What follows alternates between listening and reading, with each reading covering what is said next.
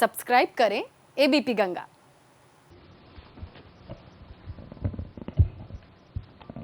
Good evening.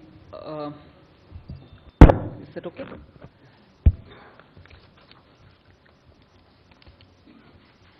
I just want to give a bit of an opening to this, as I see, much expected press conference.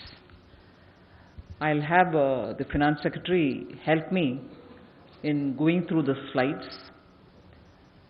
I just want to give you a picture of how long it's going to be so that you're not going to be frustrated in between. There are about 32 slides, and just so that you get a picture of how we are going about this whole thing, I've arranged them in about 6 compartments. So as we move, I will alert you to the fact that I've covered one and I'm moving to the second, so that related items are grouped under one head. And even before I start doing that, just to briefly give you a picture of what's globally happening.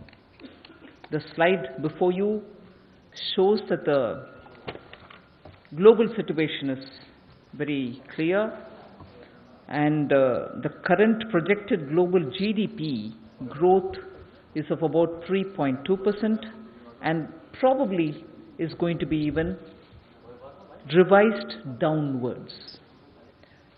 Moreover, not just one, many organizations have come out repeatedly to say the global demand is going to be very weak. So that's one broad picture. The lines there show you very clearly what is the growth globally and where India stands in that. You can see the yellow line, which stands for India, is still very much high above. The United States and Germany have seen inversion of yield curves, which points to slowdown in growth of consumption in these countries also. So it's not a story just of the emerging economies, but even global advanced economies are facing this. And obviously, being in India, we normally get compared with China. So as a result of the US and China trade war and subsequent currency devaluation of China, a very volatile situation has developed in the global trade. These are nothing new for you, but I just wanted to place it as a larger context with which we are speaking. And therefore, if you see the 10 major economies of the world, the size of the, the balloons or whatever, bulbs, show the size, and from among the emerging economies, the size of the economy, and therefore where they stand globally today.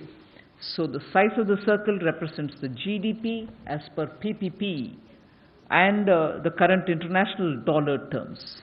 So you see India again in yellow, positioned comfortably very high.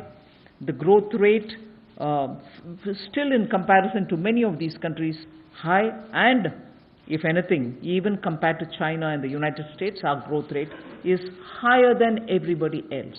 So let's just keep that at the back of our mind, even as we go through this. One thing I just want to draw your attention to is the important line which the Prime Minister keeps repeating because he strongly believes in it, which came out in one of the newspaper interviews that he had given earlier, saying, "We respect wealth creators." I want to very clearly put that before you, to underline that that's the spirit with which the budget was presented, and that's the spirit with which we immediately invited different sectors of the economy to come and speak to us if there's anything that they wanted to say. And they were not very quick, short consultation for the sake of it. They were in-depth consultation, some of which ran for even a couple of hours. And all our secretaries were together with me during those consultation process, which ran through a whole week. And many of you all kept following us closely on that. I was happy for that. And just so that we again put this fact in context, that this government, even from 2014, has kept reform at the top of the agenda. It's an ongoing process for us. It's not as if in this tenure, post-2019, we've forgotten the reform agenda. Not at all. Reform is a continuous process, and we are treating it as a continuing endeavor. And therefore, just so that we don't forget that even simple small things to fairly complicated levels of ease of doing business related reforms were carried out by this government in its earlier tenure, continues even now. Whether it is self-certification, whether it is looking at environment clearances, just compare the time that an environment clearance took in earlier regimes and what is happening now. We've not lost that momentum. We are keeping that high on our agenda.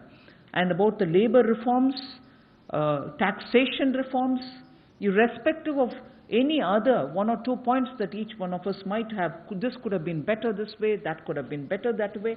In spite of that, we have kept that momentum, and I'm just recalling that so that we don't forget the fact and we don't treat it as, we have taken it for granted, which is good. Indian economy and the society should take for granted many things which relate to ease of doing business and ease of living too.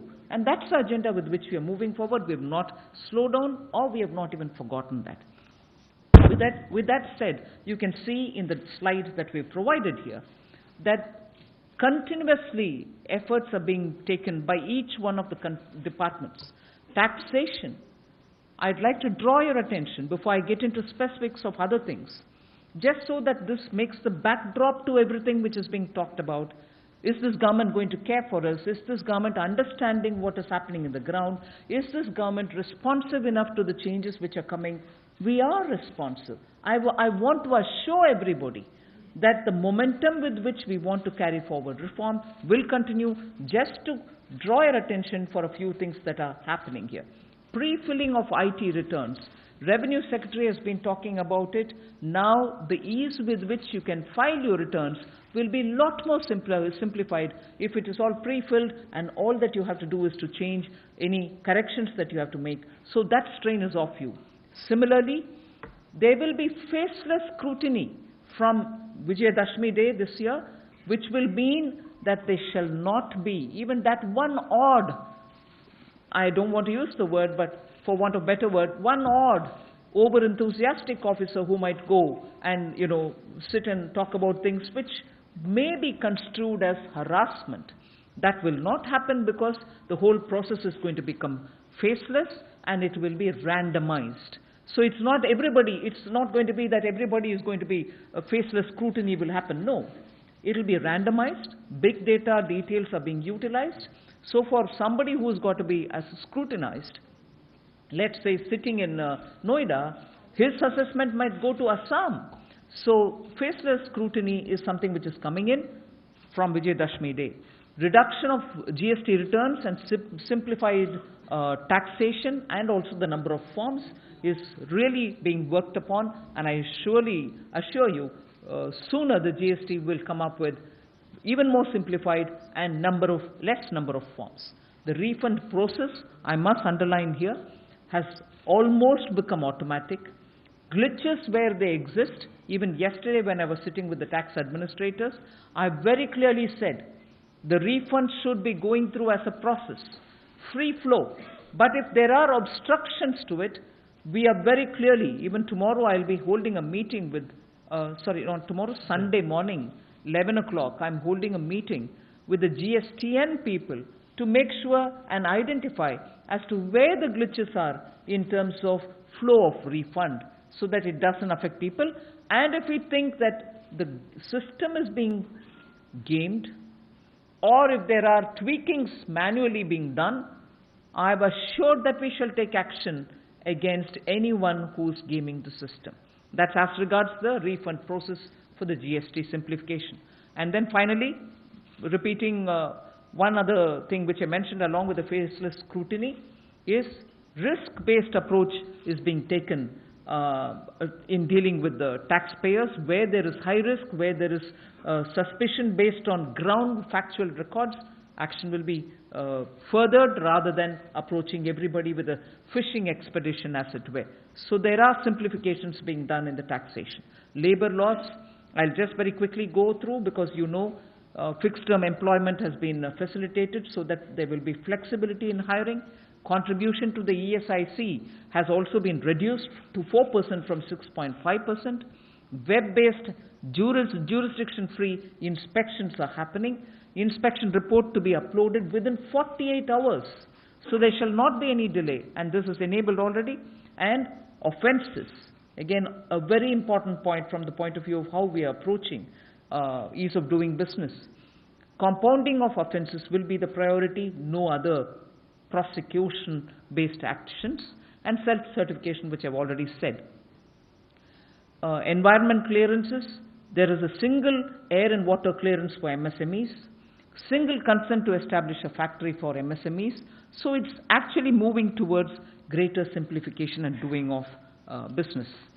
Then corporate affairs, I just want to very quickly draw you to say that these are ongoing endeavors. We've not forgotten. I just want to draw the attention of the House before I move on to specifics, which I've already told you, 6 different headings in which I will give you my inputs. You can see that one day to incorporate a company is what is now the norm rather than an exception. Integrated incorporation forms are available. Shifting of 16 offense sections to monetary penalty has happened.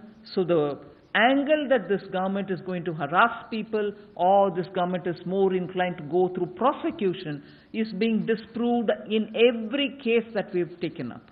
In every case, meaning in every act-related or rule-related position, we are more in favor of compounding of an offense, and where penalty can play the role, it is penalty rather than prosecution. This is the second example where we can tell you 16 such offense sections have all been taken as monetary penalty-based rather than prosecution-based.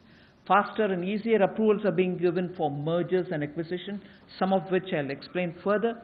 Modifications and provisions for differential voting rights, about which I'm very grateful to the media. A lot of you all have written about it as to how that will bring in a certain sense of ownership for the people who founded the companies, and that will give them the right to retain their control of their own companies. Withdrawal of over 1,400 prosecutions under Companies Act. Again, a point where I want media. I'm very grateful that you've been writing about it. We are inclined to move from the prosecution route to more humane approach. Repeatedly examples before you to prove that, and therefore I would want to request companies and also media to see that the intention of this government at no point wants to pursue anything in the name of prosecution. Here are the examples, concrete, which is not happening today, but over the last few weeks, we can very clearly tell you that that's the kind of step that we've taken. The IBC framework, all of you are very familiar. Even as the budget session was going on, even as all of us were focusing on budget-related matters, because of the way in which certain interpretations were given by some authorities and tribunals, we had to go through very quickly amending the IBC just so that no anomalies existed, and that has, as much as possible, we can get information that has benefited the MSMEs and home buyers. We shall ensure that we keep going in that route. So with this backdrop, I now go over to my first silo, which relates to respecting and honoring wealth creators. CSR violations, about which all of us have been hearing, not to be treated as criminal offense, and would instead be a civil liability. Ministry of Corporate Affairs will review the sections under Companies Act. Government has provided companies through revised orders time for completing ongoing projects towards fulfilling their CSR obligations. So every doubt that was prevailing outside, I would want to dispel it today, that there is no intention of the government to go on the prosecution route. CSR will only be treated as a civil matter and not at all as a criminal matter. The second point there in my first silo is issue of IT orders, notices, summons, letters, etc., shall now go through a centralized system. What does that actually mean? It means on or after 1st October 2019, all notices, summons, orders, etc. by the income tax authorities shall be issued through a centralized computer system, and it will contain computer-generated unique documentation identification number. Some of you all have already started writing about it, great sense of what is coming. But what actually it means is, if there is a notice being issued at the ground level, and some amount is being claimed on an SSC, that without a central approval cannot happen, and also the amount stated there will eventually either be resolved or resolved in favor of the authorities, and therefore the tax will be paid or the claim will be settled, but the amount shall be what was claimed and not more or less. And this will be available for the assessor himself to see it, so that he knows what he is being asked. If necessary, he can even quote that and complain, so that there are no anomalies in paper and actual practice. So this is one way in which we think the harassment angle can be addressed in favor of the assessee. The second, any communication issued without computer-generated unique document identification number, the DIN number, that shall be treated non-est. In other words, if anybody has issued from his own level, at the ground level, that notice shall not be treated. Actually, the assessee can put it aside and say, I've not received any note, nobody is going to follow him up. Unless the notice goes through the central clearance, and unless the notice has a DIN number, the document identification number, it need not be taken seriously by any assessee at all. So let's make that very clear. And all old notices, the question naturally arises, you announced this, what happens to those which were given earlier? All old notices to be decided by 1st October 2019 or uploaded again through the system. So all the notices which have been issued till now will be cleared before October 1st, 2019, within 1.5 months from now. And if in case some of them will have to be treated again, they'll be uploaded again, and only then will it become a valid document for action. So assessees can be very clear, it is now a transparent process. No one authority, no one officer will be doing it independently on his own. And then from 1st October 2019, all notices to be disposed of. This is very important. Things are not going to keep hanging fire. All notices to be disposed of within 3 months from the date of reply. Let's be clear, no assessee will have anything to do with any notice after 3 months once he's given a reply. So that's on the first silo of respecting and honoring our wealth creators. We shall go through a very transparent process. The next one is on the taxation measures that we are coming up with. The much awaited,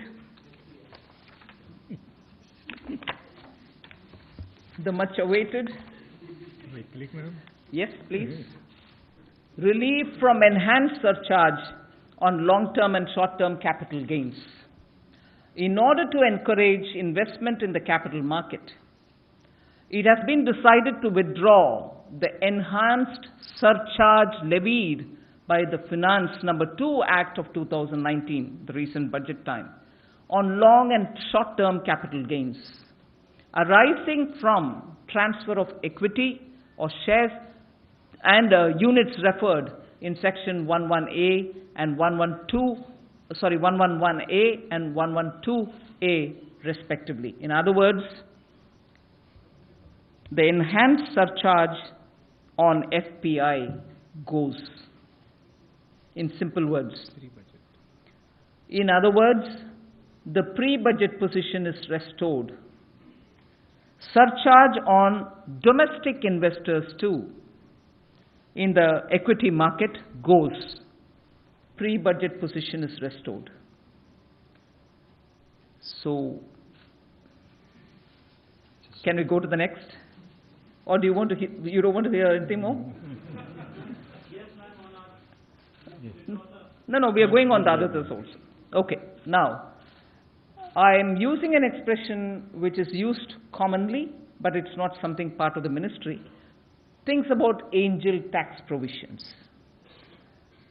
That's not an official expression for the tax that we are referring to, but never mind, all of us understand what angel tax refers to.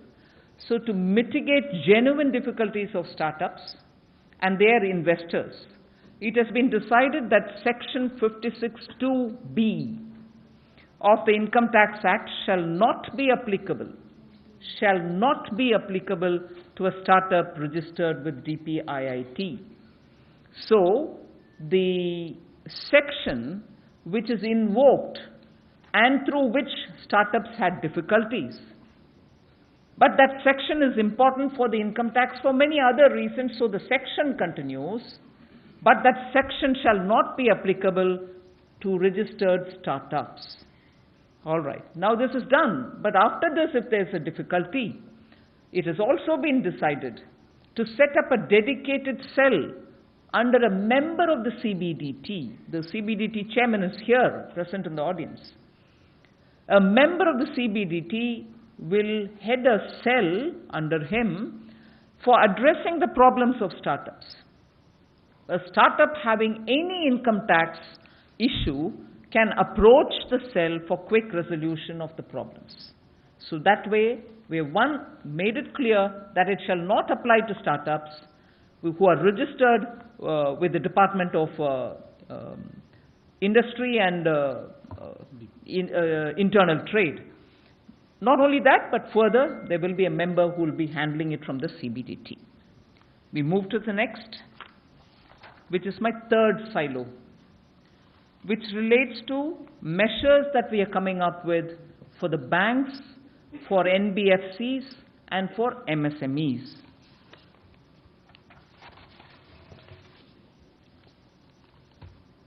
Additional credit expansion through public sector banks. This is something which we did announce during the budget session. Upfront, we are releasing the 70,000 crores. Upfront, we are releasing the 70,000 crores and additional lending and liquidity to the tune of 5 lakh crores can be made available by providing this upfront capital for the PSBs. This was announced in the budget.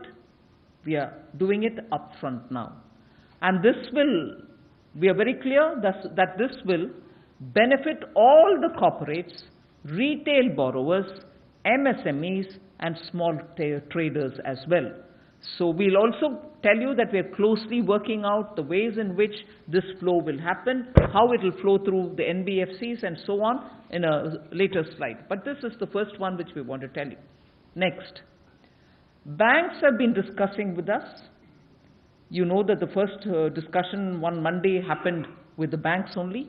Banks have now decided to pass on any rate cut through the MCLR reduction to benefit all borrowers. It's a decision which the banks have made. I'm very grateful because during the consultation, we emphasized on the total, irrespective of the segments, people saying that the benefits of rate reduction don't reach them at all. Or if it reaches in trickles, or if it reaches, the trickles last over several months and years.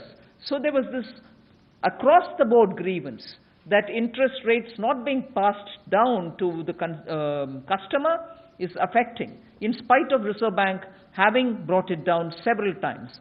So now we are very grateful all the banks have agreed and they said that they shall pass on the rate. The next one is, this is more important and that will explain the previous point that I've made. Banks again have decided to launch repo rate or external benchmarking linked loan products. Only a few days ago, the governor of Reserve Bank had spoken about it. He was talking about institutionalizing this mechanism, was also still hoping that the banks would work on it.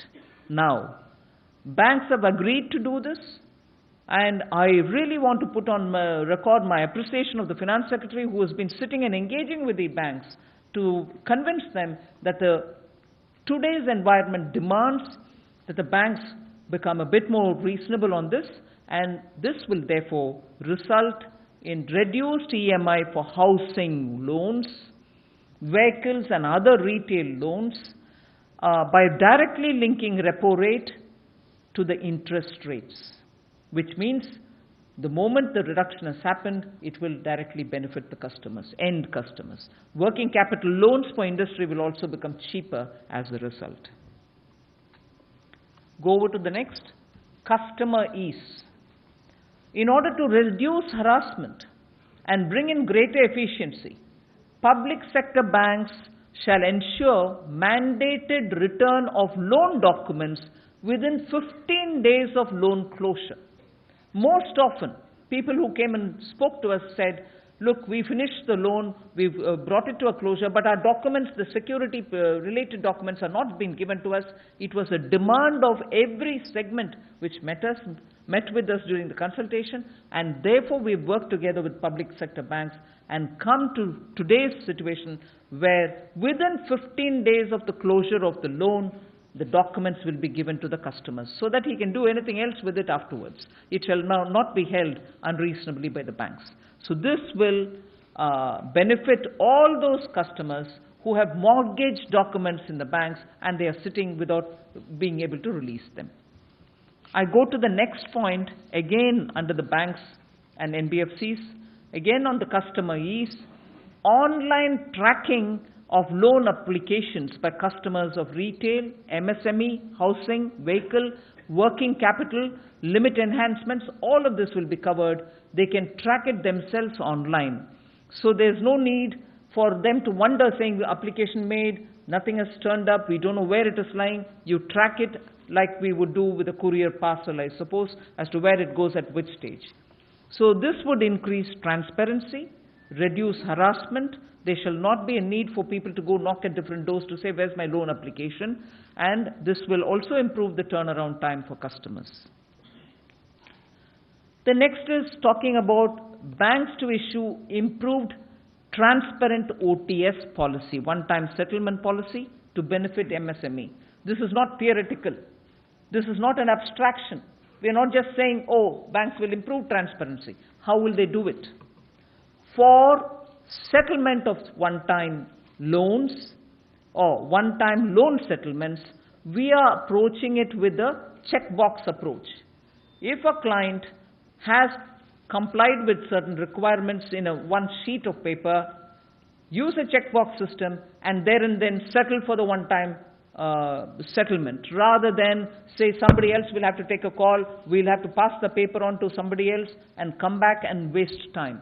If the checkbox approach is taken up by MSMEs and they go about ticking the box and giving it to the banks, there's no reason somebody else should come to decide the matter. The banks can there and then decide and clear the one-time settlements which are due. Because many of the NPAs or many of these accounts which are waiting for banks to take a call are waiting because nobody wants to take this call. Nobody wants to take a decision on the one-time settlement.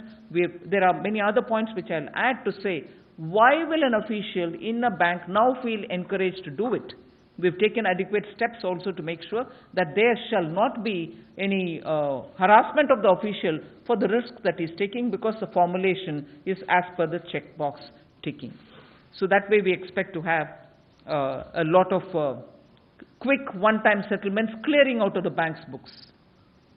The next one is the one which I elaborated. In order to protect decision making, honest decision making, because the inputs which are coming are for fear of action. Many of those honest decision makers in banks are not able to go forward to take a call because they don't know what is involved in the decision making, and therefore there is a stagnation in decision making in banks. We are now making sure that stagnation, that worry, that aversion to risk taking are all being removed.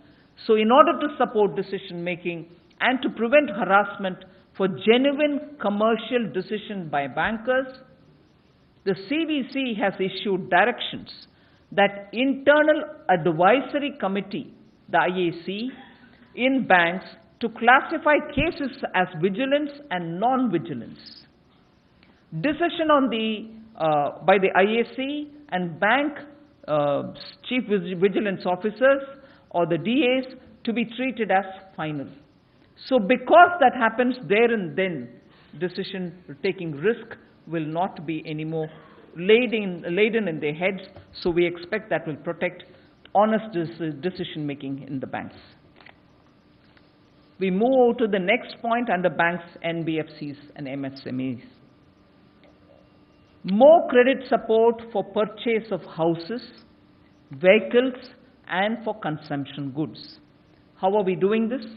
Additional liquidity support for HFCs, Home Finance Corporations, for rupees 20,000 crores by the National Housing Bank, and thereby increasing it to 30,000 crores, which is an increase which we are making now.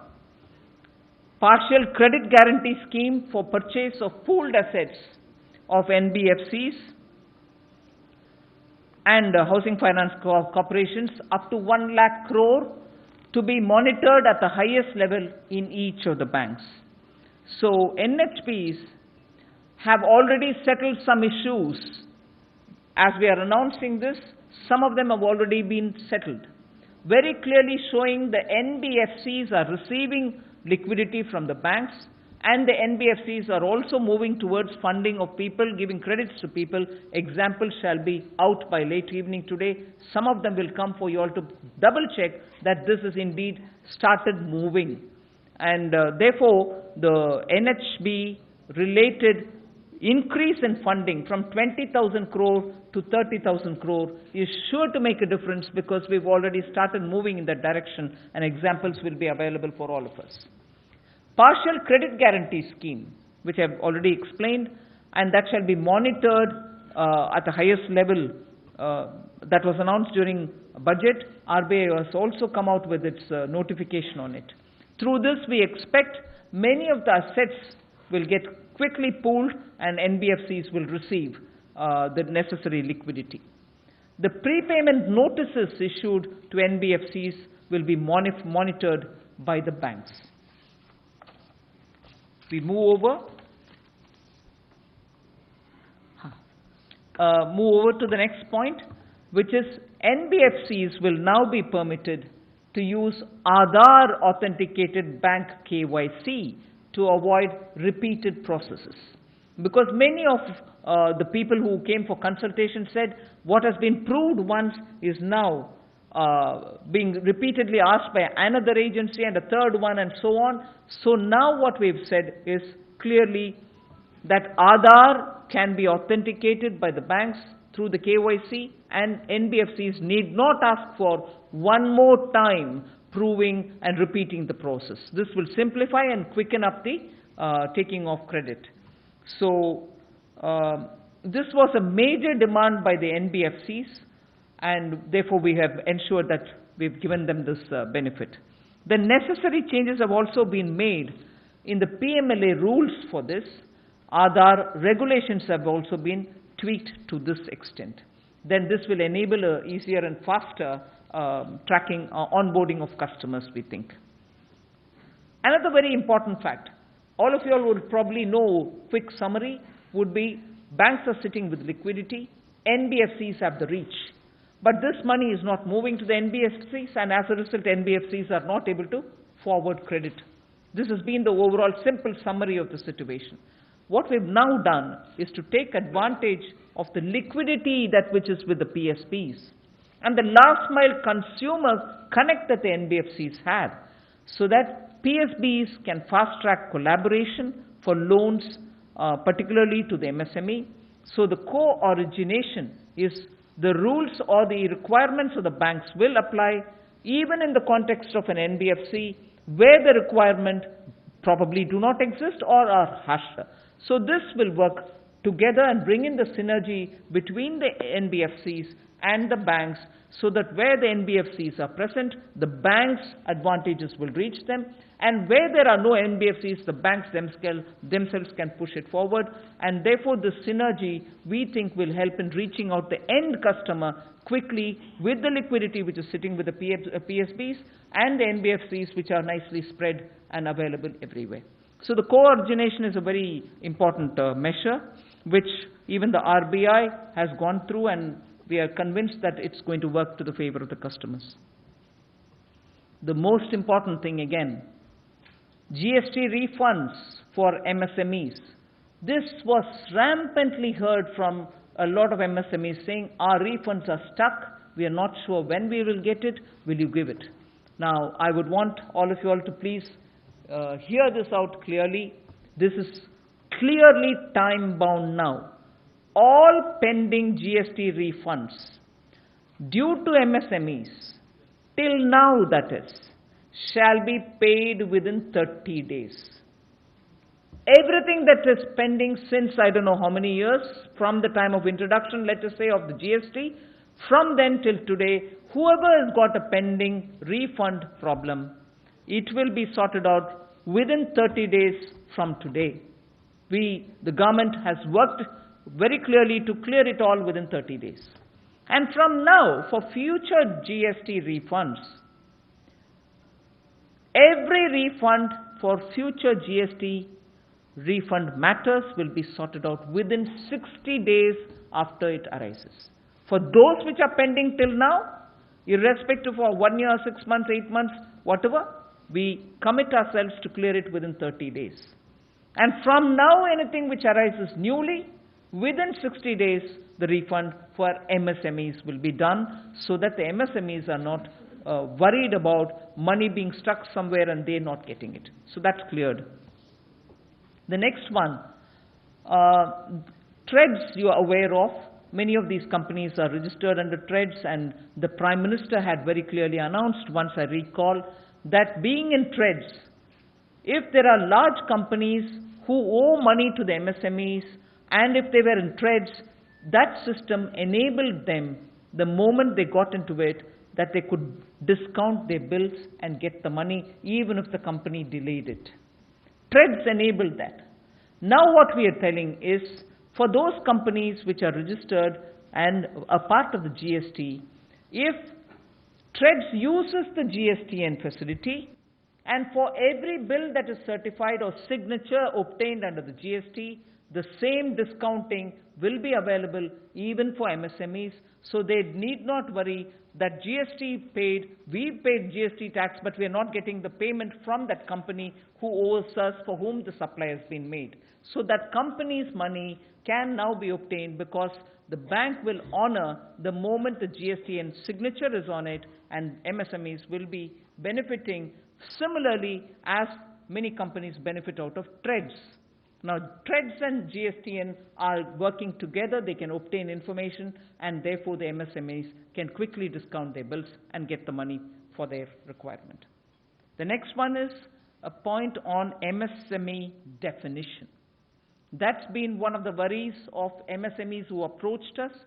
A single definition would serve them better rather than several definitions existing in different acts. So what we have committed here is the MSME Act. In fact, the discussions when it happened, Manya Nitin Gadkari ji was seated with us, even as the consultation happened, and this issue was repeatedly raised. We are addressing that issue, because the MSME Act will now go to the Cabinet with inputs taken from all of the ministries concerned, just so there is one definition, one meaningful definition, which probably may not necessarily link it only to turnover, but might take plant and machinery and the optimal capacity and everything else on board, and come up with one definition for MSME, through which companies now can feel a lot more at ease with their business activity. So that sooner will go to the Cabinet. The UK Sinha Committee has come up with a lot of recommendations, many of which are already on board. We have taken it up, and we are already, in fact, some of the suggestions that we've done here for the MSMEs are partly covered by the UK Sinha Committee. We shall ensure decisions on recommendations such as on ease of credit, marketing, technology, delayed payments, etc. are all addressed at the earliest. So I want to assure you that many of them have already become a part of what we are speaking about today, but others in the UK Sinha Committee report will be taken up. The next we move over to the next silo, which is increasing capital flows and energizing financial markets. And this is also very much in line with what has been indicated in the budget speech. We know that in India, and all of you are equally aware, that in India there is a need for deepening bond markets. And because of that, a lot of issues arise for want of capital and so on. I'll very quickly go through the measures we've already started taking so that bond markets in India get strengthened. In order to improve access to long-term finance, it is proposed to establish an organization to provide credit enhancement for infrastructure and housing projects, particularly in the context of India not having a developmental bank, and also therefore need for us to have an institutional mechanism. This will come of great help. So this would enhance debt flow towards such projects. The name of the organization will be in a day or two revealed, but that organization will take care of providing credit enhancement facility for infrastructure and other housing projects. The government would soon take further action on development of credit default swap markets in consultation with the RBI and SEBI. In order again to improve domestic markets in bonds, Ministry of Finance will work with the RBI to make it more conducive for investors and for bond issuers, as well as facilitate increased trading for price discovery, a lot more open, market-driven kind of a price discovery mechanism. Government has amended the Companies Act, you all know, to remove requirement for creation of debenture redemption reserve, the DRR, of outstanding debentures in respect of listed companies, NBFCs, and for the HFC. Again, continuing on the capital flows, access of Indian companies to the global market. The Depository Receipt Scheme of 2014 is expected to be operationalized soon by SEBI. This will give Indian companies increased access to foreign funds through the ADR and GDR. And this is something which repeatedly industry kept referring to us when they came in for consultation. We've clearly yielded on that, and we shall organize ourselves in order to be able to service this. The next is use of Aadhaar-based KYC. Again, a big suggestion which has come during consultations. The consultation that we had with industry, with others, this has come out as one of the big demands. In order to improve market access for the domestic retail investors, Aadhaar-based KYC to be permitted for opening demat accounts and making investment in mutual funds. Necessary notification for amendments in the PMLA rules will be issued sooner. So that takes care of the Aadhaar and KYC. Simplified KYC procedures to improve market access for foreign investors, including the FPIs. So this will be introduced sooner, and that will make the whole process simplified. I go to the next silo, which is there's one more here in the capital flows. Offshore rupee market. I'm sure many of you are interested in it. To bring offshore rupee market to domestic stock exchanges and to permit trading of the US dollar, Indian rupee derivatives in the GIFT IFSC, Ministry of Finance is working with RBI to introduce this measure shortly, and this will enable the rupee market to the domestic stock exchanges. We now move to the fifth silo. I've finished with 4 silos. Now the fifth one is on infrastructure. On infrastructure, again, the discussions went on for a long time. Different sections had different inputs to give us. We are responding to all of them. One which was outstanding was that a lot of payment gets delayed from the government and public sector undertaking. They do the job, but they don't get their money. And it's held with the government departments or with the CPSCs.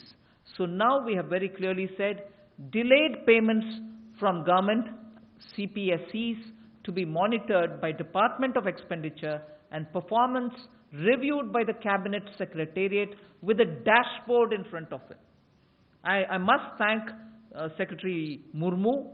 Even as we are saying this, he's cleared, I understand, nearly 30,000 crores of payment for all those who are waiting for clearance, which are government departments and also CPSE. So money actually going into the hands of who were waiting for it. Money actually not getting locked up, liquidity reaching where it should reach. And I'm sure with the Cabinet Secretariat monitoring it, Secretary expenditure should be, except in those cases which are under litigation, clear up all the due payments. So that's happening. The next is very important. It may be an old decision. It may be something which has existed from Sri Atal Bihari Vajpayee's time onwards, and it benefited industries for some time. And after that, God knows what happened. It reached a stagnation. But we are reviving that, and through that, assuring corporate sector that they after arbitration, this is a decision of that time. After arbitration, 75% of the arbitration award will be released. But then what happened when it reached a stagnation? Banks were risk averse. They didn't want to cover them for the delayed period after the arbitration. The interests were mounting. The interests were double of what is otherwise the interest due to them. And because of that, banks were risk averse. They said we wouldn't cover it. Now we are making necessary changes. Secretary Finance will be working together with bank. Secretary DEA will also be working with Reserve Bank and banks to ensure that the risk aversion based on that multiplying interest will be addressed, and we shall immediately move on paying the 75% based on arbitration, and the risk aversion because of the mounting interest will be sorted out. So as a result, many of those cases which after arbitration are still waiting to get their monies will get their 75% straight away. So that's a relief we wish to offer industry. The next one is the issue of the 100 lakh crores for developing infrastructure, which was announced earlier. I just want to very clearly tell you, after the announcement, we've moved forward. An interministerial task force has been formed by the Department of Economic Affairs. Secretary Department of Economic Affairs is here, and they shall finalize the pipeline through which various projects will get funded quickly so that infrastructure work does not get delayed any further. The above initiative is expected to boost growth and create jobs. These projects would be monitored actively to accelerate capital expenditure and investment in the economy. So just not 100 lakh crores, task force is working, it's moving the projects, funding the money which is given, which is already announced, and through this there should be speedy implementation of the infrastructure related money that we've allotted in the budget. I move over to another thing which many of you are waiting, a lot of speculation on it, the automobile sector. The automotive sector has been meeting us both as industry and also individually who came and spoke to us about it. I'm glad to tell you a few things about the responses that we've given in this matter. The BS4 vehicles was a big issue. A lot of companies had provided and started producing, and they're producing it even now. There was this confusion because government wanted to make an announcement as regards encouraging electric vehicles, encouraging electric batteries and so on. So that confusion we want to dispel completely. BS vehicles which are purchased as up to 31/3, oh God, that reads 30, 31/3/20. We didn't intend till 2030. It is 2020. So BS4 vehicles which are purchased up to 2020 March will all remain operational for their entire period of registration. So it's not as if from 2020 BS4 vehicles are all off the road, not at all. As long as their registration is on, they will be allowed and they will be as good as any other vehicle. The next point very important again, the revision of one-time registration fee. There was really a lot of heartburn, understandably, on the registration fee being asked up front and so on. We have deferred it till June 2020. There is no need on that to have any worry. The next is, importantly, because inventories are stocking up and piling up in car manufacturing companies. Today, you get a 15% depreciation on them. An additional 15% depreciation on all vehicles, not only this, not only that, on all vehicles, to increase it to 30% acquired during the period from now till March 2020. All vehicles acquired, irrespective of the type, any vehicle acquired from now till March of 2020 will benefit from an additional 15% depreciation, so taking it to a total of 30% depreciation on all of them. We move over to the next. Both EVs and the internal combustion vehicles will continue to be registered. So the fear that what happens to my BS4 vehicle need not be in anybody's mind. The government's focus will be on setting up infrastructure for development of ancillaries and components, including batteries for export. But both EVs and ICVs will continue to be registered. The next one, in order to boost demand, government shall lift the ban on purchase of new vehicles to replace all old vehicles by government departments. So government departments, which till now had a ban on them, that they can't buy vehicles even to replace the old ones, will now be actively told to please replace your old ones. Please replace your old one, go buy new vehicles, bring them on.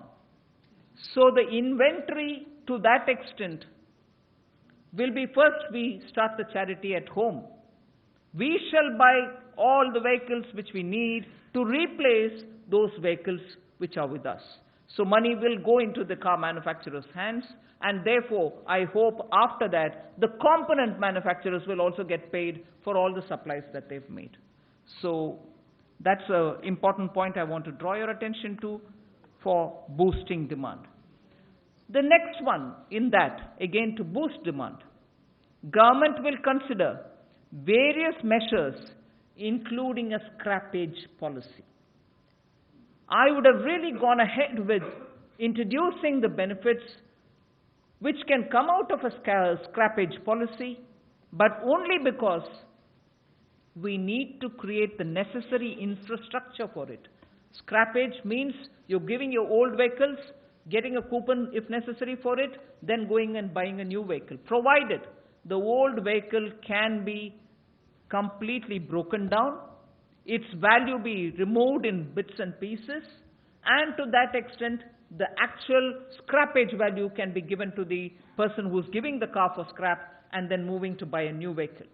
But because we still don't have the infrastructure for dealing with scrap vehicles, we are holding on, but we shall hopefully come with a scrappage for policy sooner, so that road unworthy vehicles or old vehicles can all be sent not to be recycled again, creating greater pollution problem, but to be completely scrapped. And the money for scrapped vehicles be obtained in the form of some coupons, and new vehicles can be bought. So scrappage policy is something we'll work on, come back to you, simultaneously creating the infrastructure for it so that a policy of that nature can be completely effectively implemented. So these are my 6 silos. I should also tell you that on the home buyers, we've had consultations, particularly for the home buyers who have problems in the NCR, and therefore it will also have a bearing in Mumbai, where a lot of home buyers have paid their advances and they are sitting without knowing what to do, and the promoters are sitting with no money to further their projects. We've had discussions. We are also very close to coming up with some solution. I have not introduced that today in this presentation, but sooner I will be able to come separately to talk to you all about the home buyers and the way in which government is responding to the ways of solving their problem. This is only a start. I do not want worries to remain. We are continuously consulting with people. We are taking their inputs and responding to them. And therefore, this is only a start. Today we've come with a set of our responses. Sooner the next week again, I do not want to give a date even now, but next week again, we shall be coming with one more set of announcements. One more set of announcements by middle of next week. Soon after that, I hope to come with another more set of announcements, so you can expect to have us come and talk to you twice more in the near future, which will take care of the other issues which are pending. When we are facing trade tensions, global trade is down, currency wars are all on, and our growth continues still, and I'm saying this with a clear factual basis, our growth still continues to be the highest. Are we still not the highest among the global economies, please? No, let me just finish. You may differ from me, but I'm talking on facts, right? I'm keeping figures before you. So we are still the economy which is growing higher than most other economies, be they advanced, be they emerging. And therefore, we are doing everything in order that we respond to wealth creators, respond to the economy, and make sure every specific challenge that is being faced by industry is addressed by us. And we shall continue to respond to them. As I said, the next week we'll come, hopefully twice, to talk about issues. All the stakeholders are in continuous touch with us. I'm going around the country to meet with tax authorities, just so we make them understand that the targets given for revenue collection are not unrealistic. I said it in the parliament, I repeat it here. The tax revenues that have to be generated are decided after continuous discussion with the officials and taking the ground realities to our context. And therefore, I'm going around the country meeting with tax administrators to tell them that please, they do not need to overstretch themselves. No overreaching by tax authorities will happen. It is eminently possible for us to achieve the targets that we've set for ourselves.